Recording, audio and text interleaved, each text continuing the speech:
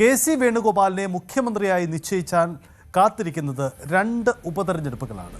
നിയമസഭാംഗമാകാൻ K C. ആലപ്പുഴയിൽ നിന്നോ ഇരിക്കൂരിൽ നിന്നോ മത്സരിച്ചേക്കാം. സ്വന്തം തട്ടകമായ ആലപ്പുഴയിൽ നിന്ന് കെ.സി. വേണുഗോപാൽ മത്സരിച്ചാൽ നിലവിൽ തെരഞ്ഞെടുക്കപ്പെട്ട എ.ഡി. തോമസ് രാജിവെച്ചേക്കും. പകരം എ.ഡി. തോമസിനെ ലോക്സഭാ ഉപതെരഞ്ഞെടുപ്പിൽ മത്സരിപ്പിക്കാനായിരിക്കും നീക്കം.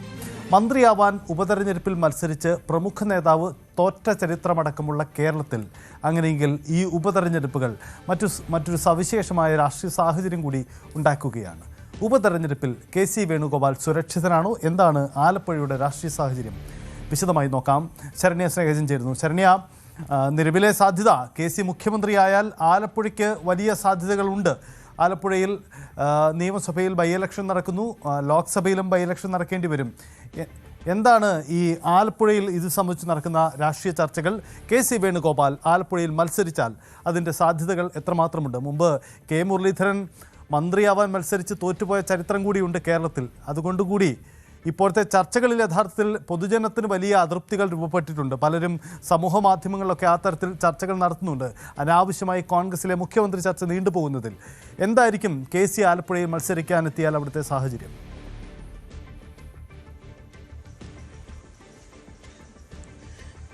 സജിത്ത്, കെ.സി. വേണുഗോപാൽ കണ്ണൂരിൽ നിന്നും ആലപ്പുഴയിലേക്ക് എത്തി ദീർഘകാലം ആലപ്പുഴയിലെ സംഘടനാ പ്രവർത്തനത്തിലൂടെ, കോൺഗ്രസ് പ്രവർത്തനത്തിലൂടെ നിന്ന് ഇവിടെ അദ്ദേഹത്തിന് തട്ടകമായി ഉറപ്പിച്ച കണ്ണൂർക്കാരനാണെങ്കിലും ആലപ്പുഴയുടെ നേതാവ് എന്നുള്ളതാണ് കോൺഗ്രസിൽ കെ.സി. വേണുഗോപാൽ അറിയപ്പെടുന്നത്. അതുകൊണ്ട് തന്നെ എല്ലാ തിരഞ്ഞെടുപ്പുകളിലും അത്തരത്തിൽ അജയ്യനായി മുന്നോട്ട് പോകുന്ന കെ.സി. വേണുഗോപാലിനെയാണ് ഇതുവരെയുള്ള രാഷ്ട്രീയ ചരിത്രം നമ്മൾ നോക്കിയാൽ ആലപ്പുഴയിൽ നിന്ന് പറയാനാവുക. ഏറ്റവും ഒടുവിൽ അദ്ദേഹം രാജ്യസഭാംഗമായി മാറുകയും അതിനുശേഷം പിന്നീട് ആലപ്പുഴ അല്ലെങ്കിൽ കേരളം കേന്ദ്രീകരിച്ചുള്ള പ്രവർത്തനങ്ങളിൽ നിന്നും അത് അഖിലേന്ത്യാ തലത്തിലേക്ക് മാറ്റി ഡൽഹി കേന്ദ്രീകരിച്ച് പ്രവർത്തിക്കുമ്പോഴും എല്ലാ ആഴ്ചകളിലും ആലപ്പുഴയിലേക്ക് മടങ്ങിയെത്തി ആലപ്പുഴയുടെ കാര്യങ്ങൾ ശ്രദ്ധിക്കുന്ന ഒരാളാണ് എന്നുള്ളതാണ്. അതുകൊണ്ട് തന്നെ കെ.സി. വേണുഗോപാൽ ഒരുപക്ഷെ ഇരിക്കൂറിനേക്കാൾ ഏറ്റവും സേഫായ മണ്ഡലം ആലപ്പുഴയാണ് എന്ന് തന്നെ പറയാം. പക്ഷേ ഇത്തവണ ആലപ്പുഴയിൽ അത്തരത്തിലൊരു മത്സരം, അതായത് എ.ഡി. തോമസിനെ പോലെയുള്ള ഒരു യുവ നേതാവിനെ ഇറക്കിയായിരുന്നു കോൺഗ്രസ് അപ്രതീക്ഷിതമായി ആലപ്പുഴ മണ്ഡലം, പ്രത്യേകിച്ച്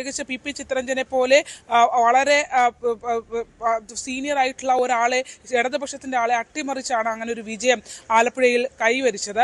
ആ ആലപ്പുഴയിൽ ഈ തെരഞ്ഞെടുപ്പ് ഒരുപക്ഷെ കെ.സി. വേണുഗോപാൽ മുഖ്യമന്ത്രിയായി വരികയാണെങ്കിൽ ആലപ്പുഴ പാർലമെന്റ് മണ്ഡലത്തിൽ നിന്നാണ് അദ്ദേഹം ജയിച്ച് ഇപ്പോൾ പാർലമെന്റിൽ നിൽക്കുന്നത്.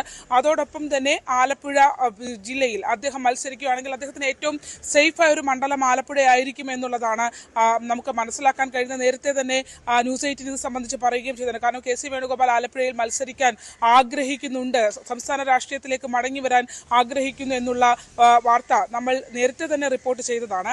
അതിന് സമാനമായ ഒരു സാഹചര്യം ആലപ്പുഴയിൽ ഉണ്ടായാൽ ഇപ്പോൾ എ.ഡി. തോമസിനെ സംബന്ധിച്ച് വരികയാണെങ്കിൽ അത്തരമൊരു ആ സ്ഥാനാർത്ഥിത്വത്തിൽ നിന്ന് മാറി നിൽക്കണമെങ്കിൽ അല്ലെങ്കിൽ ഈ എം.എൽ.എ. സ്ഥാനത്ത് ഒഴിയണമെങ്കിൽ യാതൊരുവിധ വിമുഖതയും ഉണ്ടാകില്ല എന്നുള്ളതാണ് മനസ്സിലാക്കാൻ കഴിയുന്നത്. അതിനപ്പുറം മറ്റൊരു സമവാക്യം കൂടി അതിനകത്തേക്ക് വരുന്നുണ്ട്. അതായത് കെ.സി. വേണുഗോപാൽ ആലപ്പുഴയിൽ മത്സരത്തിന് മുഖ്യമന്ത്രിയായി തിരഞ്ഞെടുക്കപ്പെട്ടാൽ ആ ഉപതെരഞ്ഞെടുപ്പ് വരുന്നൊരു ഘട്ടത്തിൽ ആലപ്പുഴയിലാണ് മത്സരിക്കുന്നതെങ്കിൽ അതേ നാണയത്തിൽ തന്നെ, അതായത് കെ.സിയും എ.ഡി. തോമസും ഒരേപോലെ മത്സരിക്കും എന്നുള്ളതാണ്. അത്തരത്തിലൊരു തീരുമാനത്തിലേക്ക് എത്താനുള്ള സാധ്യതകളാണ് നിലനിൽക്കുന്നത്. അതായത് പാർലമെന്റിൽ നിന്നും കെ.സി മുഖ്യമന്ത്രിയായി പരിഗണിക്കപ്പെടുകയാണെങ്കിൽ, മുഖ്യമന്ത്രി സ്ഥാനാർത്ഥിയായി ആലപ്പുഴയിൽ മത്സരിക്കുകയാണെങ്കിൽ ആലപ്പുഴ പാർലമെന്റിൽ നിന്നും ദേശീയ രാഷ്ട്രീയത്തിൽ പാർലമെന്ററി രാഷ്ട്രീയത്തിലേക്ക് ഡൽഹിയിലേക്ക് എ.ഡി. തോമസിനെ വിജയിപ്പിക്കുക എന്നുള്ള ഒരു തന്ത്രം കൂടി യു.ഡി.എഫിന്റെ മുന്നിലുണ്ട്. അത് അത്ര കൃത്യമായി യു.ഡി.എഫിന് ഫലവത്താക്കാൻ കഴിയുന്ന ഒരു തന്ത്രം കൂടിയാണ് അത് എന്നുള്ളതാണ് മനസ്സിലാക്കാൻ കഴിയുന്നത്. കാരണം ഇപ്പോൾ കെ.സി. വേണുഗോപാലിന് പ്രത്യക്ഷത്തിൽ ഒരുപക്ഷെ നവമാധ്യമങ്ങളിലടക്കം പരാജയപ്പെടുത്തുമെന്നുള്ള ഭീഷണികളൊക്കെ നിലനിൽക്കുമ്പോഴും ആലപ്പുഴയിൽ മറ്റൊരു അത്ഭുതം സംഭവിക്കില്ല എന്ന് തന്നെ ഉറച്ചു വിശ്വസിക്കുന്നു. കാരണം ആ ഒരു വോട്ട് ബാങ്ക് കെ.സി. വേണുഗോപാൽ ആലപ്പുഴയിൽ ഉണ്ട് എന്നുള്ളതാണ്. ഇപ്പോൾ എ.ഡി. തോമസ് മത്സരിക്കുമ്പോഴും എ.ഡി. തോമസിനായി ഇടപെടൽ നടത്തി കൊണ്ടുവരുമ്പോഴും അവിടെയും ഒരു മർമറിംഗ് ക്യാമ്പയിൻ ഏറ്റവും ഒടുവിൽ തെരഞ്ഞെടുപ്പിലേക്ക് കടക്കുന്ന സമയത്ത് ഉണ്ടായിരുന്നു എന്നുള്ളതാണ്. ഇത് ആലപ്പുഴക്കാർക്ക് ഇതൊരു പുതിയ വിവരമല്ല. കാരണം ആ ഒരു മർമറിംഗ് ക്യാമ്പയിൻ, അതായത് ആലപ്പുഴ മണ്ഡലം പിടിച്ചെടുക്കുകയാണെങ്കിൽ തിരിച്ച് കെ.സി. വേണുഗോപാൽ ആലപ്പുഴയിലേക്കും അതോടൊപ്പം തന്നെ ആലപ്പുഴ പാർലമെന്റിൽ നിന്നും എ.ഡി. തോമസിനെ മത്സരിപ്പിക്കുമെന്നുള്ളൊരു മർമറിംഗ് ക്യാമ്പയിൻ ആലപ്പുഴയിൽ തെരഞ്ഞെടുപ്പ് കാലത്ത് തന്നെ ഉണ്ടായിരുന്നു.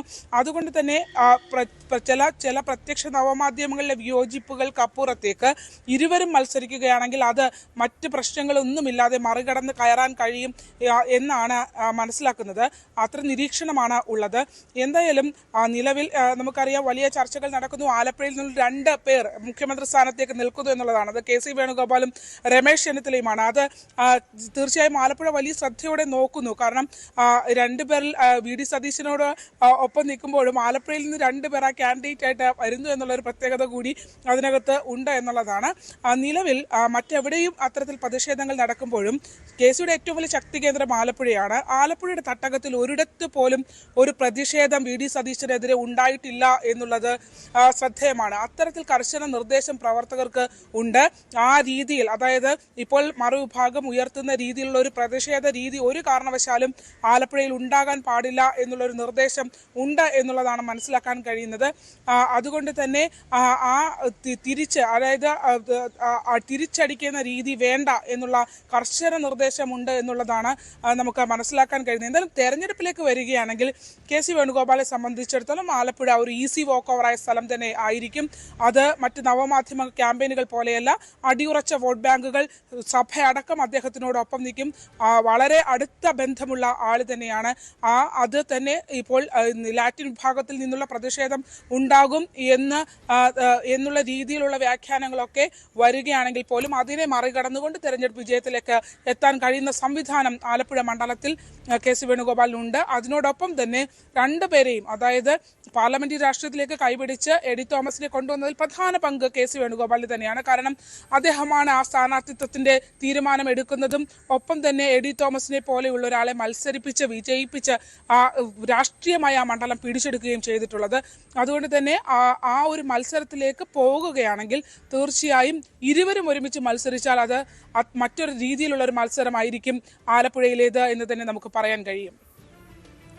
കാത്തിരുന്ന് കാണണം ആലപ്പുഴയിൽ എന്ത് സംഭവിക്കുമെന്ന്. KC വേണുഗോപാൽ മുഖ്യമന്ത്രിയായാൽ 2 ഉപതെരഞ്ഞെടുപ്പുകളാണ് കേരളം കാണാനിരിക്കുന്നത്. ആ ഉപതെരഞ്ഞെടുപ്പുകൾ അതിനിർണായകവുമാണ്. കാരണം മുമ്പ് എല്ലാ അനുകൂല സാഹചര്യം ഉണ്ടായിട്ടും സ്വന്തം പാർട്ടി അംഗത്തെ രാജിവെപ്പിച്ച് സംസ്ഥാന മന്ത്രിസഭയിലെത്താൻ K. മുരളീധരൻ നടത്തിയ നീക്കം ഒടുവിൽ ജനങ്ങൾ തിരിച്ചടിച്ച ഓർമ്മകളുണ്ട്. അതുകൊണ്ട് തന്നെ ഇപ്പോഴത്തെ ഈ ചർച്ചകൾ തന്നെ, കോൺഗ്രസിൻ്റെ ചർച്ചകൾ തന്നെ വലിയ എതിർപ്പുകൾ പൊതുജനങ്ങൾക്കിടയിൽ ഉണ്ടാവുന്ന സാഹചര്യത്തിൽ KC മുഖ്യമന്ത്രിയായാൽ എന്തു സംഭവിക്കും ബൈ ഇലക്ഷനിൽ എന്ന ചോദ്യം കൂടിയാണ്. സുരക്ഷിത മണ്ഡലങ്ങൾ തേടും ആലപ്പുഴ ഒരു വലിയ സാധ്യത കൂടിയാണ് എന്നതും കണ്ടറിയാം.